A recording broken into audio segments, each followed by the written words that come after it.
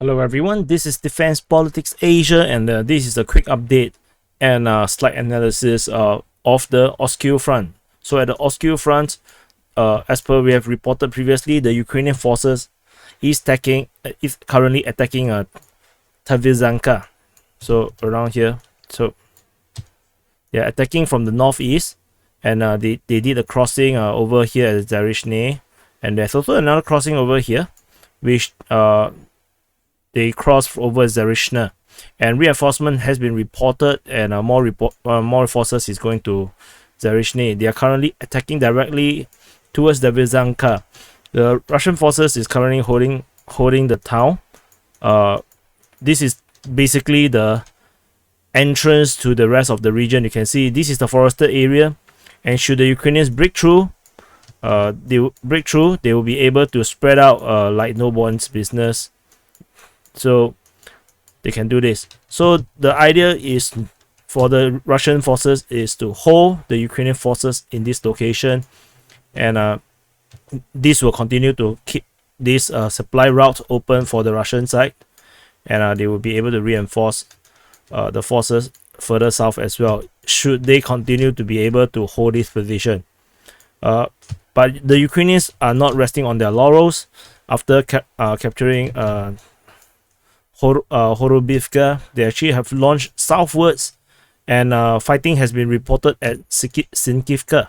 So they have attacked Kivsharivka, and there's another force going further downwards, and fighting in this area here southwest of Kivsharivka, where there is supposedly a railway station, which I cannot really identify. The railway station is not very obvious, but you can find the railway station, and according to Ribus mapping, it is around here.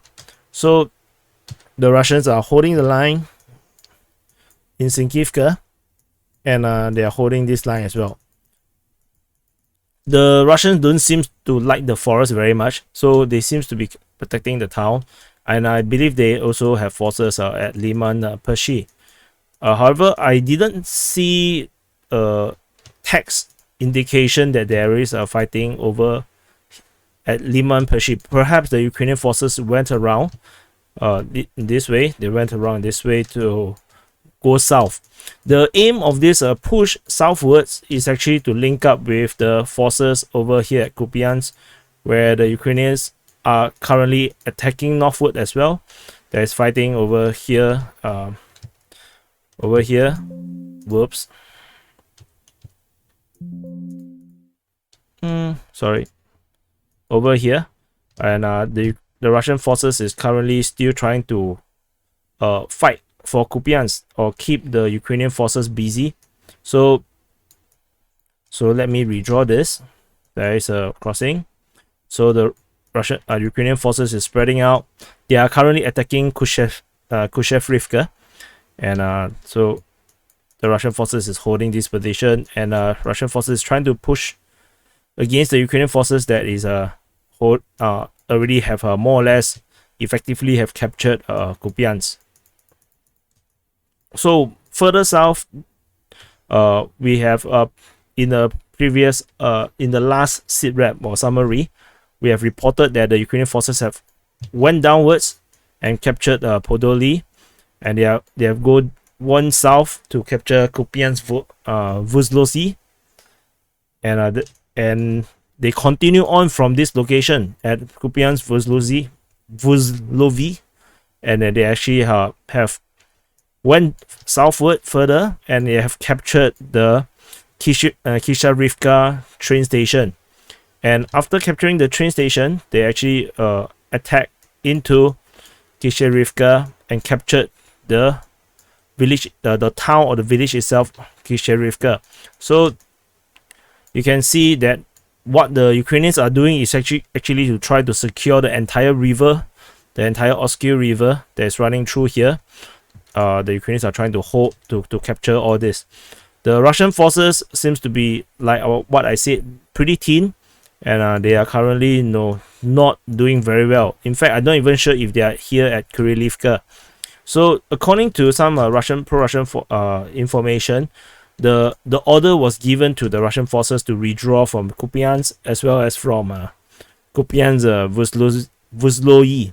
So previously there was fighting at this town. However, the order was given for them to retreat. So the Russian forces have retreated from this region, and they have all retreated. So, however, they are still holding this position. There is still fighting reported at Kupyansk itself, but most likely it should be the north side, because the southern side has already gone nuts, and the Russian forces is now on a full retreat, probably to a better defense line, or they will actually go and build the defense line around here. This could be the case. I'm not sure what the Russians could do against such onslaughts, and the Ukrainians still have a lot of maneuver space to go. To be honest, they can actually go through the forest here and strike out and capture Vyshana, and then they can actually go for Pishot Tresneve or go up to Kharkiv, and they can also from this position go out and go and attack the rear of these Russian defenses, and the Ukrainian forces is going to wipe out or force the retreat of the Russian forces away from this position. They will not be able to hold it.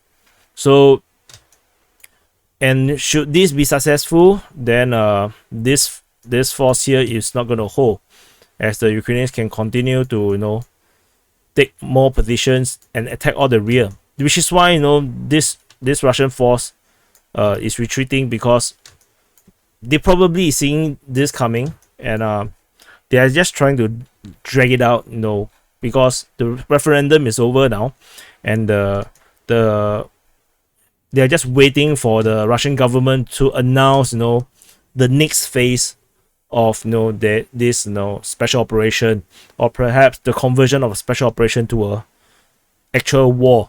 So I'm not sure what the Russians can do at all, because this is literally quite impossible to hold. So I would say this is likely the next line of defense, and we haven't heard about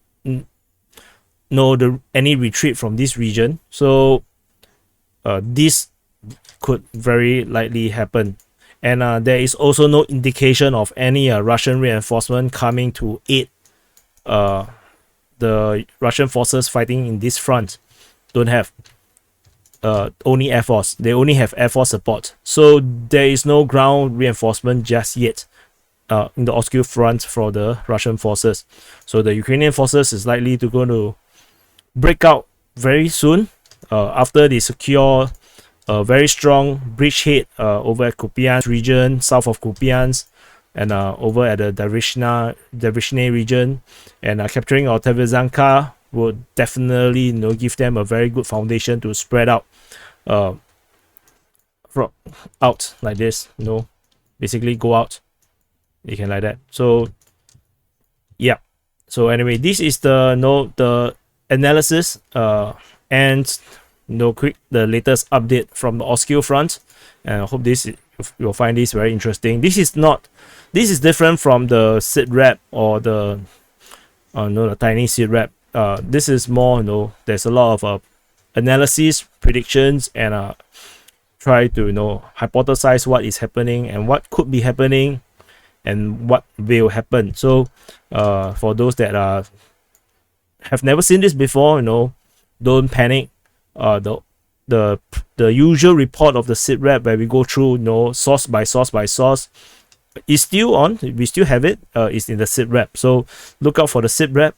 And anyway, this is the Oskil Front and the Defense Politics Asia update, and I will see you in the next update.